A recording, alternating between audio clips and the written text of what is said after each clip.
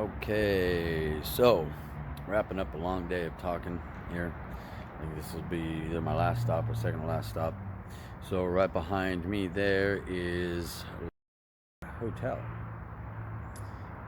That was a job I worked at like sometime in 2018 to 2019, and I started out as it's called a houseman, basically where um, you do all like the extra cleaning, like the vacuuming. You take care of the front lobby.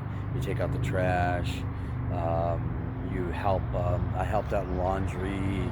I would do a lot of like some like light maintenance, do the cleaning and all that kind of stuff. I worked there for probably a good year. I liked the job. I started out there when I had I had my Honda Civic. So when I was at the McLovin truck stop there on the dirt road in that parking lot, my car was broken down, and so when my dad came to help me, this was the job that I needed to go to have the interview at this hotel right here. It's right across the freeway, but across the street from Applebee's, and just Motel 6 was just down the road. Anyways, I got this job. This was the interview I went to in my car when I was sitting out there in my car. I had lost my apartment. I lost the job at Chili's. I picked up another job at Denny's. I lost that job at Denny's. We'll go on about that. I forgot to pick up that too as well. So I became homeless. I lived in my car. I was parked out there at the McLovin truck stop. I was looking for jobs, and I got this interview here, and I got the job at the interview. It was a good job. I loved it. I actually loved working at hotels. It was cool, except when I first started working as a houseman, and then one morning I came in for my shift. The lady that was working the morning shift at the front desk walked out. And so I had previous hotel experience, and so I knew a little bit about checking in and checking out and that kind of stuff, and was good with computers. And she said, "Do you have hotel experience?" I said, "Yeah, a little bit." And she said, "Can you take over? Because I'm walking out." And I said, "Sure, but you might want to call the manager." And she just walked out. I ended up calling the manager. I handled front desk, and then they moved me up to being front desk. But I would also kind of part-time front desk and part-time. I would do part front desk, part houseman. I worked here during COVID, when the COVID thing had started happening. In fact, I had to get a letter saying that I worked for an essential business, so that when I would be traveling, because they had travel restrictions and all that stuff, so I got handed a letter to keep with me on my vehicle at all times, because I worked at an essential business that needed to stay open. I'm trying to remember all that happened here. A lot of things. Of course, this whole thing, it really kind of expanding. All these people that knew all of my information, or knew my situation in life, it started expanding. And it just kept more and more and more people. And at working that front desk, it was opened up the doors to an opportunity to a lot of people coming and going that knew my situation. There'd be kind of obscure phone calls, check-ins, that kind of stuff. There was a time, I told you I don't even know if I recorded it, but there was an 83 area code number that had texted me around this time while working at this hotel. They had told me that Sabrina was somebody that just had everyone wrapped around her finger, and that she was a bad girl, and all she does is get guys wrapped around her finger and all that kind of stuff. And so I texted back a little bit, back and forth with this number, and I can't remember the number unless I have it written down on some older stuff, but it was an 83 area code, which is like Santa Cruz area, way up north. That had happened during this time, and also there was another number that texted me that was saying that they were Sabrina. And during one late night of working, they told me there's a gas station right around the corner right here on the opposite side of AT&T right there. There's a gas station. And one night working, this number had texted me saying that it was Sabrina, and that they wanted me to meet them. That I said, "Oh, well, why don't you come in?" and we'll talk. We'll just talk about this. We'll just talk this out and go over everything. They said no. That person said no, that they were too afraid to be caught on camera. So already sketchy. And they said, well, meet me at this gas station. Why don't you just head out of work right now and just meet me at this gas station now? And I said, well, I can't leave my front desk. I was working front desk at that time. And I said, well, I can't leave front desk, but if you want to come in and talk about it, we can talk about it now, or I can meet you after work, but I can't leave my desk. And so I think it was somebody who knew this situation, who thought that they were going to catch me in some ruse and get me to leave my front desk, and then they would probably like rob the place or something. So totally, didn't fall for it. There was a very good looking manager that worked here.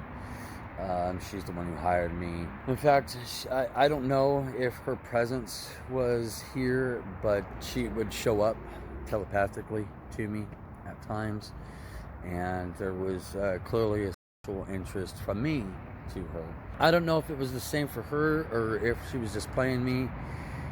I don't know, but years later, when I was homeless out there, a couple of years later when I was homeless out there and walking the streets in those parking lots next to Walmart and next to like Starbucks and stuff like that, people would kind of like show themselves. So I remember seeing her and a friend that walked across the parking lot, and I was walking across the parking lot, and she goes, "That's him."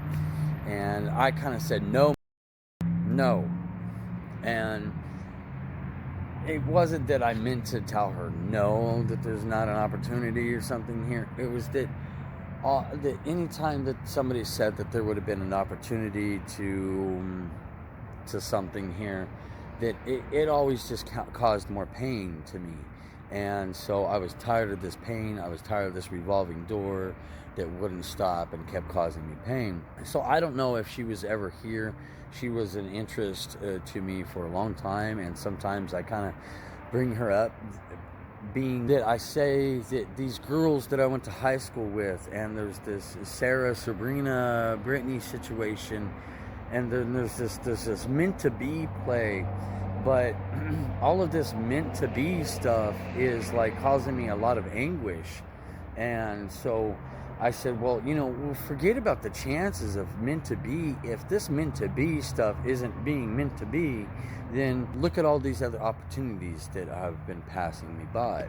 And so I don't know if that was ever a thing. She ended up losing her job. I can't remember the exact details on what it was all about, but she was a very attractive girl, and I would have loved for there to be an opportunity, given the fact that this is like going nowhere and has caused all of this anguish and detrimental stuff to my health and my life. Anyways, this place became like a revolving door for opportunities for people to play pranks and stuff with me. People would come in and mess up the restrooms. I would end up locking the restrooms. I had a problem with a homeless guy once where he came in and acted all kooky crazy. And I said, hey man, you gotta go. And he said, he was, giving me a bunch of riffraff back. And I said, hey man, you gotta get out of here. And we had a can of mace behind the front counter there, from the front desk. And so I was out in front of the counter, trying to get him out of the hotel. So I quickly got around to the back side of the counter, grabbed the can of mace, and we had a soda machine there where you could reach in and you could grab a soda, and we would charge you at the front desk. And he started grabbing cans of soda and started throwing them at me. And so I ended up having to mace him to get him to leave the building. And so he left the building. And so then I called the cops, and I said, hey man, a guy had just come in here and, tries to cause a bunch of stir here. And, he was throwing soda. I asked him to leave. He was a homeless dude. I asked him to leave. He wouldn't leave. He started throwing soda cans at me. And so I had to mace him, and then I said, hey man, I just want to let you know that there might be somebody out there walking around being maced.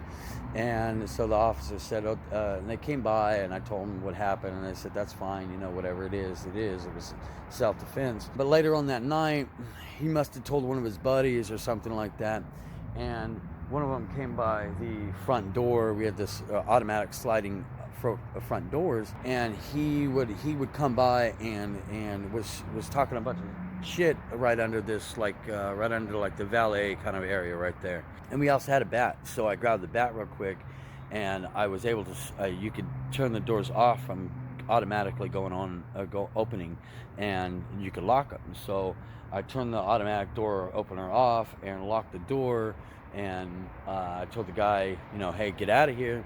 And he goes, put down that bat. So then I called the cops again. They came by, and they said if he, he's gone now. If he comes back by, give us a call. And so nothing came of it that night. These videos end up being long, and I'm sorry, but I have a very long story. And this is honestly the first time I've been able to, first time I put together these kind of videos, so just bear with me. The night I left, there was, we had, we would constantly kick out people. I kicked out a lot of people from here. I would have to. So we had a list on the back of people we'd kick out, and they weren't allowed back. And so there was always something. There's always those kind of issues that arise. And so I had to kick out some people. And this one guy that came in that I knew from school, and he came in, and I was like, hey, what's up, dude? And it was like, he got this room, and everything was cool, except he had, there's no smoking in the rooms. And he set off the smoke alarms, and because he was smoking pot in the rooms. I said, hey man, you gotta go. You can't be smoking in here, And there's a $250 charge for smoking in the rooms. And so he said he was giving me a bunch of stuff, like saying that he wasn't gonna leave. And so I quickly went back downstairs and went ahead and charged his card. He was like, you ain't gonna charge my card that smoking fee. And so I quickly went downstairs and charged his card for the $250 smoking fee. And I knew he was gonna be a little bit of a trouble, so I went up there with a bat. And it was just a deterrent. It's just like, hey man, we're pretty serious. You gotta go, And so he grabbed his stuff and he left, and he was like, hey, what are you gonna do? Hit me with that?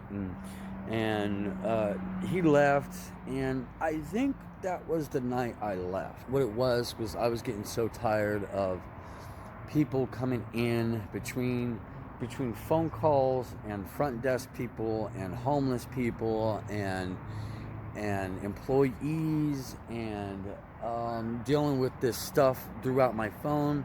I broke a couple of phones in the back office there because, like, Sabrina, leave me alone. And it got really, really, really bad for me, man.